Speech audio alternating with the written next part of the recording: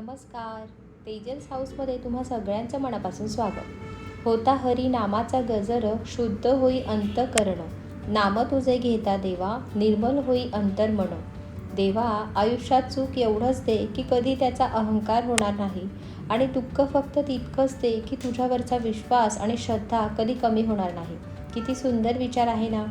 आता म्हणच आहे बघा, एकादशी आणि दुप्पट खाशी. मग काय, मोबाईलवर यूट्यूब ओपन केलं की उपवासाचे वेगवेगळे प्रकार बघायचे, आणि आज बरं कोणता उपवासाचा वेगळा प्रकार बनवू हे आदल्या दिवशीच ठरवते.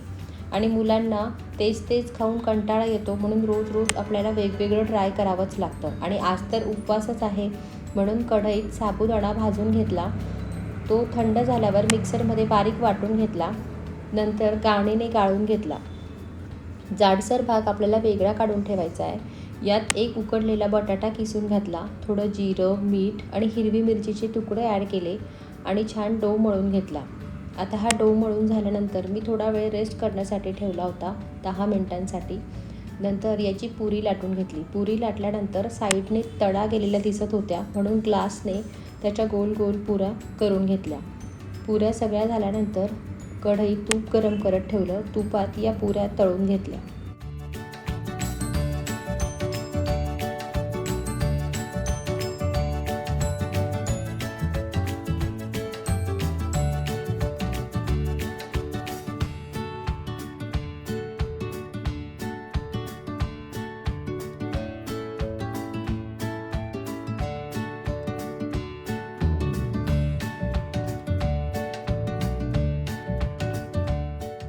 बटाट्याची चटणी केली.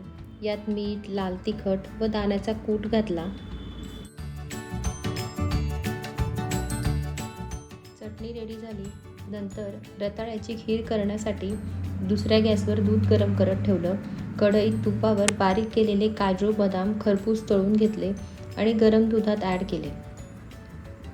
यात चवीनुसार साखर व मीठ ॲड केलं.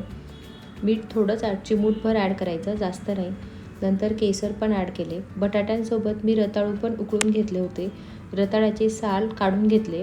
नंतर ते किसणीने किसून घेतले. किसणीने किसल्यामुळे त्याच्या ज्या वरच्या शिरा असतात ना, त्या खाताना लागत नाहीत, म्हणून ते किसणीने किसून घेतले आणि त्या शिरा बाजूला काढल्या.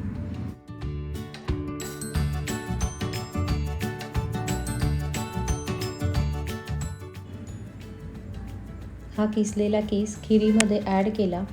रताळूची खीर पण रेडी झाली. आता साबुदाण्याची खिचडी पण तयार केली.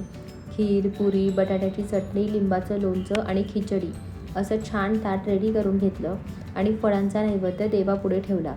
पारायणाला बसल्यामुळे देवपूजा सकाळीच झाली होती, पण घरात फुलं नव्हती, म्हणून आता फुलंही आली.